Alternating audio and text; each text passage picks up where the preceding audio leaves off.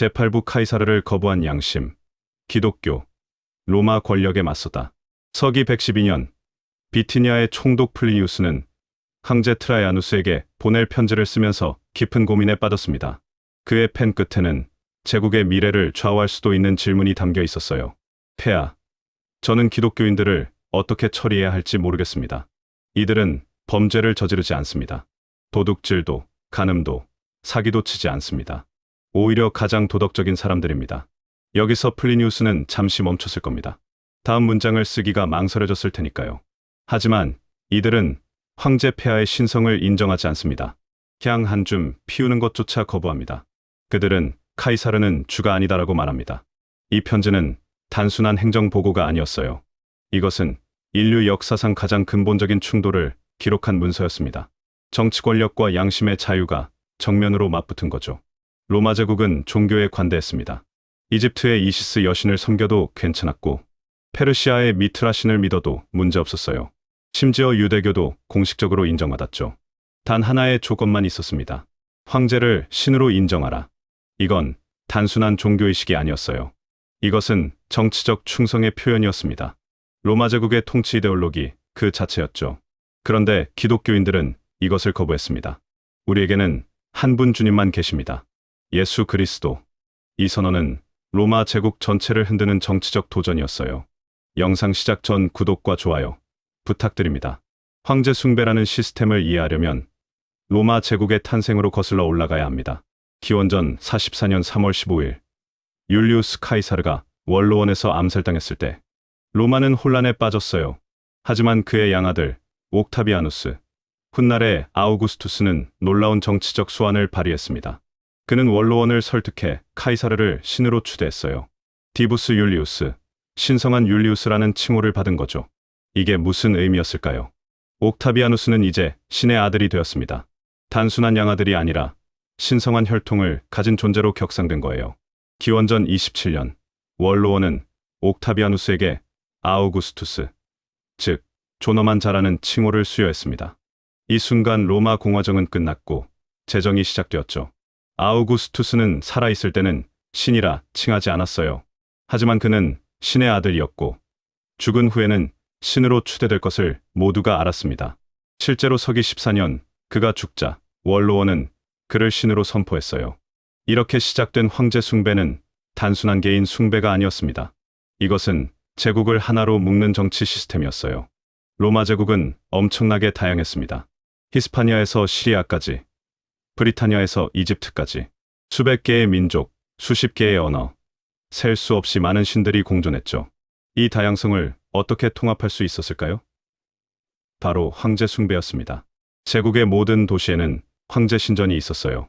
매년 황제의 생일이 되면 전 제국에서 동시에 제사를 드렸습니다. 로마 시민이든 그리스인이든 이집트인이든 상관없이 모두가 황제 앞에 향을 피웠죠. 이것은 우리는 하나의 제국이다라는 정치적 메시지였습니다. 칼리굴라는 자신을 살아있는 신이라고 선포했어요. 그는 로마의 신전에 자신의 황금상을 세웠습니다. 네로는 자신을 태양신 아폴론의 화신이라 불렀죠. 도미티아누스는 더 노골적이었습니다. 그는 사람들이 자신을 주의자 신, 도미누스 앳 데우스라 부르도록 강요했어요. 그런데 로마는 유대교에 대해서는 예외를 인정했습니다. 유대인들은 황제를 신으로 섬기지 않아도 됐어요. 대신 황제를 위해 기도하면 충분했죠. 왜 이런 예외를 뒀을까요?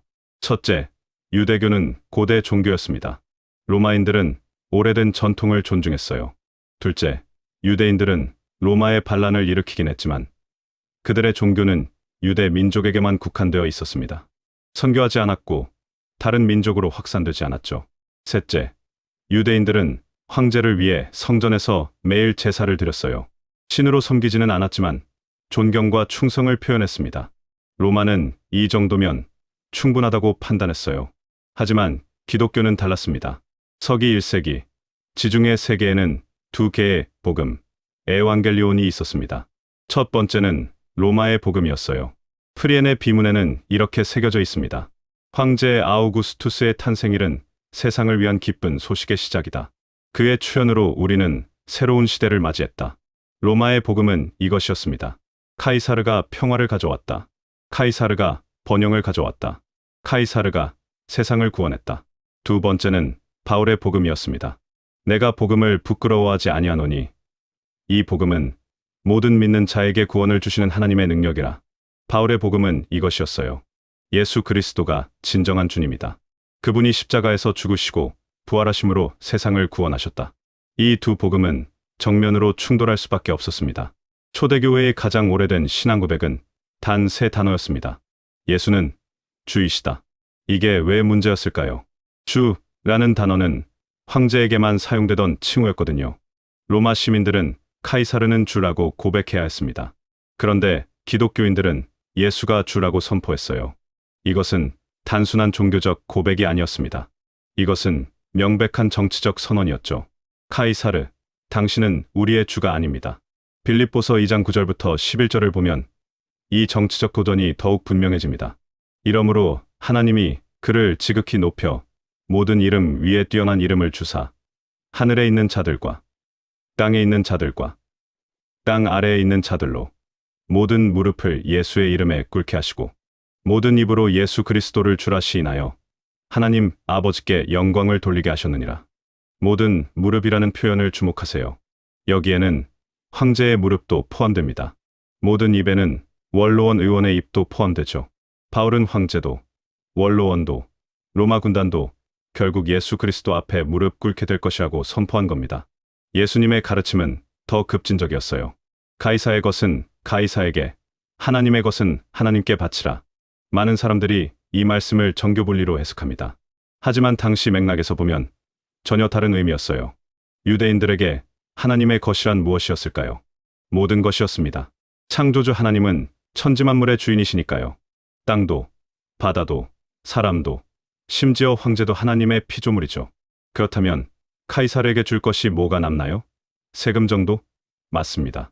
예수님은 세금은 내라고 하셨어요. 하지만 궁극적 충성, 예배, 섬김은 오직 하나님께만 드려야 한다는 겁니다. 이것은 황제 숭배를 근본적으로 부정하는 가르침이었습니다. 사도행전 4장에는 이 충돌이 생생하게 기록되어 있습니다. 베드로와 요한이 예루살렘 사내들인 공회 앞에 섰어요. 대제사장과 장로들이 그들에게 경고했습니다. 예수의 이름으로 말하지도 말고 가르치지도 말라. 베드로와 요한의 대답이 압권입니다. 하나님 앞에서 너희의 말을 듣는 것이 하나님의 말씀을 듣는 것보다 옳은가 판단하라. 우리는 보고 들은 것을 말하지 아니할 수 없다. 이것이 기독교의 정치 철학이 되었습니다. 인간의 법과 하나님의 법이 충돌할 때 기독교인은 하나님의 법을 따라야 한다는 거죠. 이것은 로마 제국에게는 용납할 수 없는 주장이었습니다. 서기 64년 7월 18일 밤, 로마에 불이 났습니다. 6일 밤낮 동안 불은 꺼지지 않았어요. 로마 14개 구역 중 10개가 불탔습니다. 수십만 명이 집을 잃었죠. 누가 불을 질렀을까요? 민심은 네로를 지목했습니다. 네로는 화재 직후 새로운 황금궁전, 도무스 아우레아 건설 계획을 발표했거든요. 불타버린 땅이 필요했던 거죠. 로마 역사가 타키투스는 연대기에 이렇게 기록했습니다. 네로는 소문을 잠재우기 위해 희생양을 찾았다. 그는 백성들이 그리스티아누스, 즉 기독교인이라고 부르는 자들을 지목했다. 왜 기독교인이었을까요? 첫째, 그들은 소수였고 이미 의심받고 있었습니다. 인류의 적이라는 평판이 있었어요. 둘째, 그들은 권력이 없었습니다. 보복할 능력이 없었죠. 셋째, 그들은 황제 숭배를 거부했습니다. 반역자로 낙인 찍기 쉬웠어요. 타키투스는 계속 기록합니다. 수많은 사람들이 체포되었다. 일부는 짐승 가죽을 뒤집어 쓰고 개들에게 찢겨 죽었다. 일부는 십자가에 못 박혔다. 일부는 기름을 부어 밤의 횃불로 사용되었다. 네로는 자신의 정원에서 이 인간 횃불을 구경했다고 합니다. 하지만 타키투스조차 이렇게 썼어요. 비록 그들이 유죄였고 극형을 받아 마땅했다 해도 사람들은 동정심을 느꼈다. 왜냐하면 그들은 공공의 이익이 아니라 한 사람의 잔혹함을 만족시키기 위해 죽어가고 있었기 때문이다. 로마 제국은 왜 기독교를 위험하게 여겼을까요? 첫째, 기독교는 배타적이었습니다. 로마는 종교적으로 관대했어요. 여러 신을 섬겨도 괜찮았죠. 하지만 기독교인들은 다른 신을 인정하지 않았습니다. 너는 나 외에는 다른 신들을 내게 두지 말라. 이것은 로마의 다신교 사회에서 극단적인 태도로 비쳤습니다. 둘째, 기독교는 비밀스러웠습니다.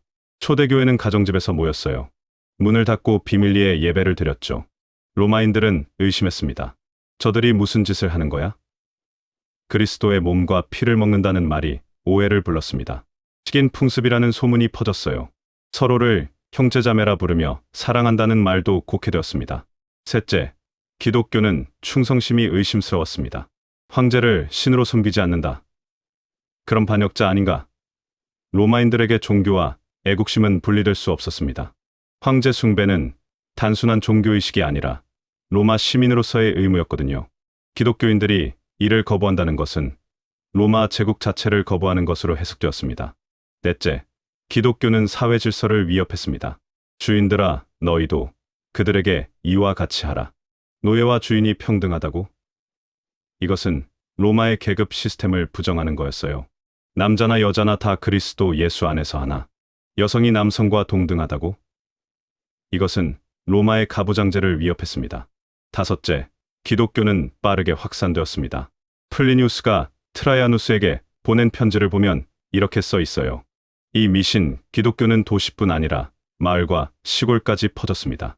모든 연령, 모든 계급, 남녀를 불문하고 감염되었습니다.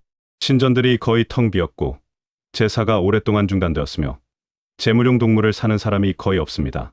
로마 당국자들은 공포를 느꼈을 겁니다. 이대로 가다간 제국의 종교적, 사회적 질서가 무너질 수 있었으니까요. 트라이아누스 황제는 플리니우스의 편지에 답장을 보냈습니다. 이 답장은 이후 200년간 기독교 박해의 기준이 되었어요. 기독교인들을 적극적으로 색출할 필요는 없다. 그러나 고발당하고 유죄가 입증되면 처벌해야 한다. 다만 누구든지 기독교인이 아니라고 부인하고 우리 신들에게 경배함으로써 그것을 증명하면 용서해야 한다. 이 정책의 교묘함을 보세요. 로마는 종교 재판을 하지 않았습니다. 신앙을 강요하지도 않았죠. 단지 이렇게 물었어요. 당신은 로마 제국에 충성합니까? 그 증거로 황제 상 앞에 향을 피우고 포도주를 부으라고 했습니다. 그게 전부였어요. 하지만 기독교인들에게 이것은 배교였습니다. 우상 숭배였죠. 주 외에 다른 이에게 제사를 드리는 자는 멸할지니라. 선택은 두 가지뿐이었습니다. 향을 피우고 살거나 거부하고 죽거나. 안티오키아의 이그나티우스는 시리아 안티오키아 교회의 감독이었습니다. 트라이아누스 황제 치세에 그는 체포되어 로마로 압송되었어요. 짐승과 싸우도록 콜로세움으로 보내진 거죠. 로마로 가는 긴 여정 동안 이그나티우스는 각 도시의 교회에 편지를 썼습니다. 이 편지들은 초대교회 문헌 중 가장 감동적인 기록으로 남았어요. 로마 교회에 보낸 편지에서 그는 이렇게 썼습니다. 나는 하나님의 미랄이다. 맹수의 이빨로 갈려서 그리스도의 순수한 빵이 되리라. 이제 나는 진정한 제자가 되기 시작한다. 이그나티우스에게 순교는 패배가 아니었어요. 승리였습니다. 그는 로마 당국자들에게 이렇게 선포했다고 전해집니다. 나에게는 이 세상의 어떤 왕국도 유익이 없다. 내가 사랑하는 분이 죽으셨으니 나도 그분을 위해 죽는 것이 더 낫다. 콜로세움의 모래사장에서 굶주린 사자들이 풀려났을 때 이그나티우스는 도망치지 않았습니다. 오히려 그들을 향해 걸어갔다고 해요. 수만 명의 로마 시민들이 이 광경을 목격했습니다. 그들은 생각했을 겁니다. 저 사람은 왜 저렇게 평온한가? 무엇이 저런 확신을 주는가? 스미르나의 감독 폴리카르포스는 사도 요한의 제자였습니다. 155년, 86세의 나이에 그는 체포되었어요. 총독은 그의 나이를 고려해 관대함을 베풀려 했습니다. 맹세하시오. 카이사르의 수호신에게 맹세하고 무신론자들, 즉 기독교인들을 몰아내라고 외치시오. 그리스도를 저주하시오. 그러면 풀어드리겠소. 폴리카르포스는 군중을 둘러보았습니다. 손을 들어 가리키며 말했어요. 무신론자들을 몰아내라고요? 그리고 이렇게 선포했습니다. 내가 86년 동안 그리스도를 섬겨왔지만 그분은 나에게 아무런 해악도 끼치지 않으셨소. 그런데 내가 어찌 나를 구원하신 나의 왕을 모독할 수 있겠소? 총독은 계속 회유했어요. 불로 태우겠소. 폴리카르포스는 담담하게 대답했습니다. 당신은 잠시 타다가 꺼지는 불로 나를 위협하는가? 하지만 당신은 경건하지 못한 자들을 기다리는 영원한 형벌의 불은 모르는가? 그는 화형에 처해졌습니다. 전승에 따르면 불길이 그를 태우지 못하고 마치 도처럼 그 주위를 둘렀다고 합니다. 병사가 창으로 그를 찔렀고 흘러나온 피가 불을 껐다고 전해져요. 목격자들은 그의 죽음을 기록으로 남겼습니다. 이 문서는 폴리카르포스의 순교라는 제목으로 현재까지 전해지고 있어요. 249년 황제 데키우스가 즉위했습니다. 그는 로마 제국이 위기에 처했다고 판단했어요. 북방의 게르만족이 국경을 침범하고 있었고 동방의 페르시아가 위협적이었죠. 경제는 혼란스러웠고 전염병이 창궐했습니다. 데키우스는 이 모든 재앙의 원인을 신들의 분노로 돌렸습니다. 제국 전체가 신들에게 제사를 드리지 않아서 신들이 노하신 것이다. 특히 기독교인들 때문이다. 250년. 그는 역사상 최초로 제국 전역에 걸친 조직적인 박해를 시작했어요. 모든 로마 시민은 지정된 날짜까지 지역 관리 앞에서 로마 신들과 황제에게 제사를 드려야 했습니다. 그리고 이를 증명하는 증명서, 리벨루스를 받아야 했죠. 실제 리벨루스가 이집트에서 발견되었어요. 그 내용은 이렇습니다. 나는 항상 신들에게 제사를 드려왔으며 이제 당신들 앞에서 제물을 드리고 제물의 고기를 맛보았습니다. 이 증명서를 발급해 주기를 요청합니다. 이 시스템은 교묘했습니다. 개인의 신앙을 직접 심판하지 않았어요. 단지 공적인 행위를 요구했을 뿐이죠. 하지만 기독교인들에게 이것은 용납할 수 없는 우상숭배였습니다. 데키우스의 박해는 교회에 엄청난 시련을 가져왔어요. 많은 신자들이 순교했습니다. 하지만 더 많은 신자들이 굴복했죠. 어떤 이들은 실제로 제사를 드렸고 어떤 이들은 향만 피웠으며 어떤 이들은 뇌물을 주고 가짜 증명서를 샀습니다. 박해가 끝난 후 교회는 난감한 상황에 처했어요. 배교했던 사람들이 다시 교회로 돌아오고 싶어 했습니다. 카르타고의 주교 키프리아누스는 엄격한 입장을 취했습니다. 박해를 견디지 못하고 배교한 자들은 철저한 회개 후에만 다시 받아들여야 한다. 하지만 로마의 일부 지도자들은 관대했어요. 순교자들의 가족이 용서를 구하면 쉽게 복귀시켜 주었죠. 이 논쟁은 교회를 분열시켰습니다. 그러나 이 위기는 교회 조직을 더욱 강화시키는 계기가 되었어요. 주교의 권위가 확립되었고 교회법이 체계화되었죠. 257년 황제 발레리아누스는 새로운 전략을 시도했습니다. 일반 신자들 대신 교회 지도부를 집중 공격한 거예요. 그의 칙령은 명확했습니다. 주교, 사제, 부제를 즉시 처형하라. 원로원 의원 출신 기독교인은 재산을 몰수하고 회개하지 않으면 참수하라. 기사 계급, 기독교인도 재산을 몰수하고 추방하라. 황실 관리 중 기독교인은 노예로 만들어라. 이 박해에서 로마의 주교 시스투스 2세가 순교했습니다. 그의 부제 라우렌티우스도 순교했어요. 전승에 따르면 로마 총독이 라우렌티우스에게 교회의 보물을 내놓으라고 명령했습니다. 라우렌티우스는 3일의 시간을 달라고 요청했어요. 3일 후 그는 로마의 가난한 사람들, 과부들, 고아들, 병든 사람들을 데리고 왔습니다. 이들이 교회의 보물입니다. 경노한 총독은 그를 쇠격자 위에서 천천히 구워 죽이라고 명령했습니다. 전설에 따르면 라우렌티우스는 고통 중에도 이렇게 말했다고 해요. 이쪽은 다 익었으니 뒤집어 보시오. 이 유머는 그의 담대함을 보여줍니다. 죽음조차 두렵지 않았던 거죠. 이런 이야기들은 입에서 입으로 전해졌고 기독교인들의 담대함에 대한 전설이 되었습니다. 로마인들은 놀라움을 금치 못했어요. 저들은 도대체 무엇을 믿기에 저렇게 죽음을 두려워하지 않는가. 303년 황제 디오클레티아누스는 기독교를 완전히 제거하기로 결심했습니다. 2월 23일 니코메디아의 교회가 파괴되는 것으로 박해가 시작되었어요. 디오클레티아누스는 4개의 칙령을 연속으로 발표했습니다. 첫 번째 칙령은 모든 교회 건물을 파괴하고 성경을 불태우며 기독교인의 시민권과 법적 보호를 박탈한다는 내용이었습니다. 두 번째 칙령은 모든 성직자를 체포하라는 명령이었죠. 세 번째 칙령은 투옥된 성직자들이 황제 숭배를 하면 석방한다는 회유책이었고, 네 번째 칙령은 모든 기독교인이 제사를 드리도록 강제하는 최종 명령이었습니다. 이것은 역사상 가장 조직적이고 포괄적인 박해였습니다. 이집트, 팔레스타인, 시리아에서는 수천 명이 순교했어요. 유세비우스는 교회사에서 이렇게 기록했습니다. 우리는 한 번에 10명, 20명, 때로는 100명의 남자와 여자와 어린아이들이 다양한 형벌로 죽임을 당하는 것을 목격했다. 검으로, 불로, 짐승들에게 헤아릴 수 없을 정도로 많은 사람들이 죽었다. 디오클레티아누스의 박해는 10년간 지속되었습니다. 하지만 그의 목표는 달성되지 못했어요. 왜일까요? 첫째, 제국 내에서도 집행 강도가 달랐습니다. 서방을 통치하던 콘스탄티우스 클로루스는 박해를 거의 시행하지 않았어요. 그는 교회 건물 몇 개를 형식적으로 파괴하는 정도로 그쳤죠. 동방에서는 박해가 극심했지만 서방에서는 상대적으로 평화로웠습니다. 둘째, 기독교는 이미 너무 깊이 뿌리내렸습니다. 3세기 말, 기독교인은 제국 인구의 약 10%를 차지했어요. 600만 명 정도였죠. 더 중요한 건 이들이 모든 계층에 퍼져 있었다는 겁니다.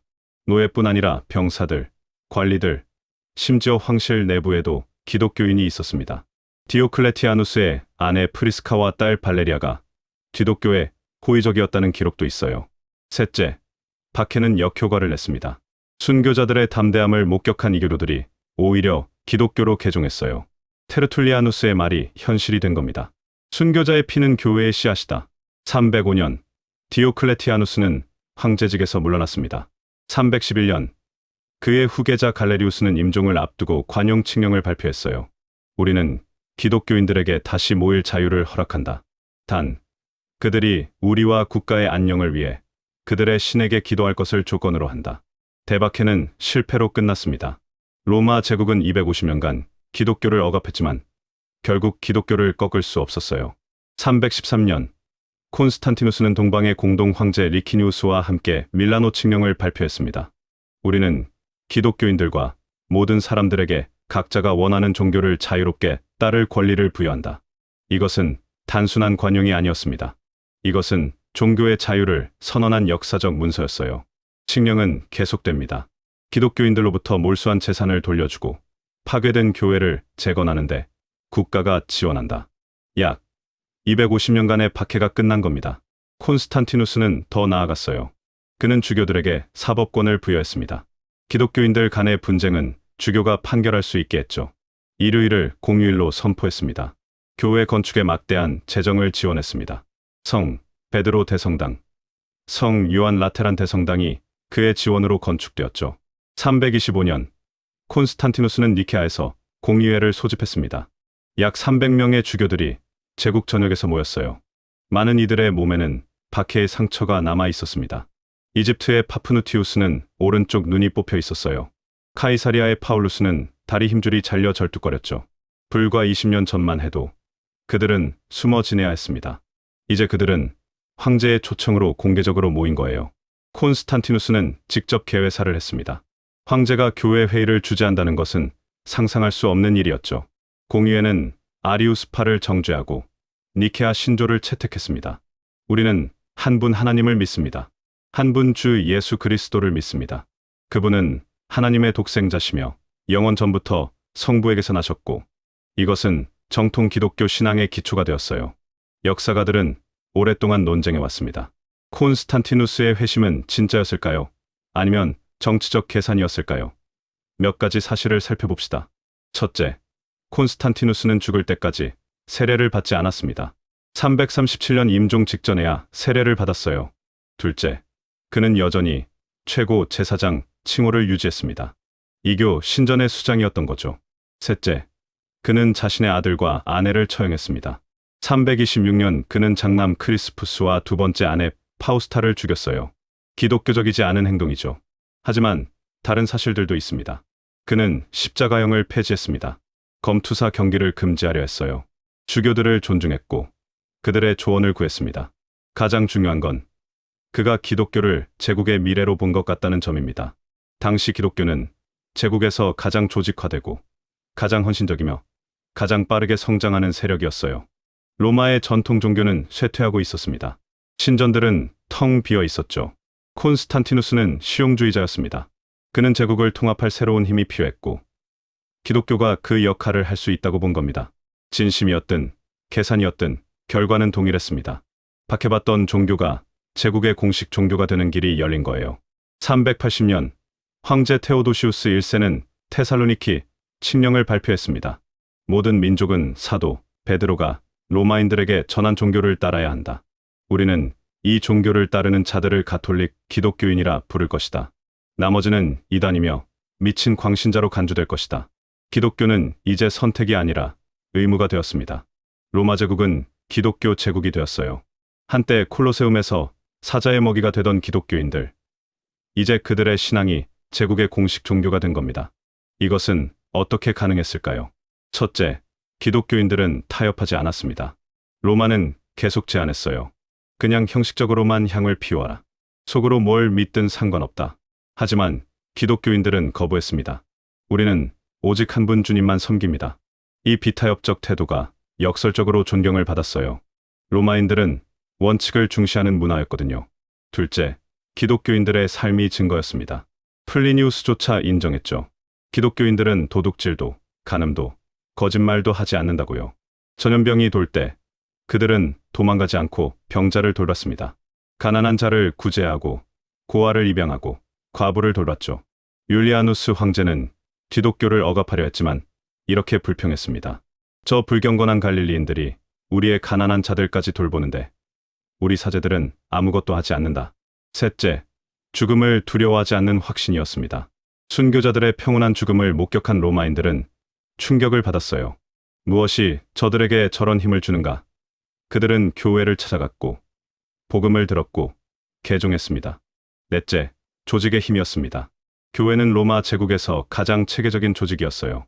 각 도시마다 주교가 있었고 주교들은 서로 연결되어 있었습니다. 박해로 한 주교가 순교하면 즉시 다른 주교가 임명되었어요. 네트워크는 결코 무너지지 않았습니다. 로마 제국은 세계 역사상 가장 강력한 군사 제국이었습니다. 그들에게는 군단이 있었고 법이 있었고 검이 있었죠. 기독교에게는 아무것도 없었습니다. 군대도 돈도 권력도 없었어요. 그들에게 있던 것은 단 하나, 확신이었습니다. 예수 그리스도는 주님이시다. 그리고 그 확신은 로마의 검보다 강했습니다. 역사가 에드워드 기번은 로마 제국 쇠망사에서 이렇게 썼어요. 기독교의 승리는 로마 역사상 가장 놀라운 사건이다. 모든 인간적 확률에 반하는 일이었다. 예수님은 말씀하셨습니다. 카이사르의 것은 카이사르에게, 하나님의 것은 하나님께 바치라. 이 말씀은 정치와 종교의 관계에 대한 혁명적 선언이었어요. 고대 세계에서 왕은 곧 신이었습니다. 파라오도, 황제도, 왕도 모두 신성한 존재였죠. 하지만 기독교는 명확히 선을 그었습니다. 카이사르는 신이 아니다. 그는 하나님의 피조물일 뿐이다. 이 구분은 서양 정치 사상의 기초가 되었어요. 중세 교황 겔라시우스 1세는 이렇게 선언했습니다. 이 세상에는 두 개의 권력이 있다. 교회의 신성한 권위와 왕의 세속적 권력이다. 이것이 정교분리 사상의 출발점이었습니다. 기독교인들이 황제 숭배를 거부한 것은 단순한 종교적 행위가 아니었어요. 이것은 양심의 자유를 위한 투쟁이었습니다. 국가가 나에게 신을 정해줄 수 없다. 나의 양심은 나의 것이다. 이 원칙은 수세기 후 종교개혁으로 이어졌고 계몽주의 시대의 자유사상으로 발전했으며 현대 민주주의의 기초가 되었습니다. 미국 헌법 수정 제1조는 이렇게 선언합니다. 의회는 종교를 확립하거나 종교의 자유로운 실천을 금지하는 법률을 제정할 수 없다. 프랑스 인권선언도 이렇게 명시했죠. 누구도 그의 의견이 공공질서를 교란하지 않는 한 종교적 의견을 이유로 방해받아서는 안 된다. 이 모든 것의 씨앗은 2000년 전 콜로세움에서 카이사르는 주가 아니다라고 외친 순교자들이 뿌린 것입니다. 바울은 감옥에서 이렇게 썼습니다. 내가 확신하노니 사망이나 생명이나 천사들이나 권세자들이나 현재 일이나 장래 일이나 능력이나 높음이나 깊음이나 다른 어떤 피조물이라도 우리를 우리 주 그리스도 예수 안에 있는 하나님의 사랑에서 끊을 수 없으리라. 이 확신은 옳았습니다. 네로의 검도, 도미티아누스의 법도, 데키우스의 증명서도, 디오클레티아누스의 박해도 기독교를 꺾을 수 없었어요. 오히려 박해받을수록 교회는 성장했습니다. 250년간의 피해 역사 끝에 로마 제국은 무릎 꿇었습니다. 카이사르의 칼이 바울의 펜에게 항복한 겁니다. 이제 우리에게 남은 질문은 이것입니다.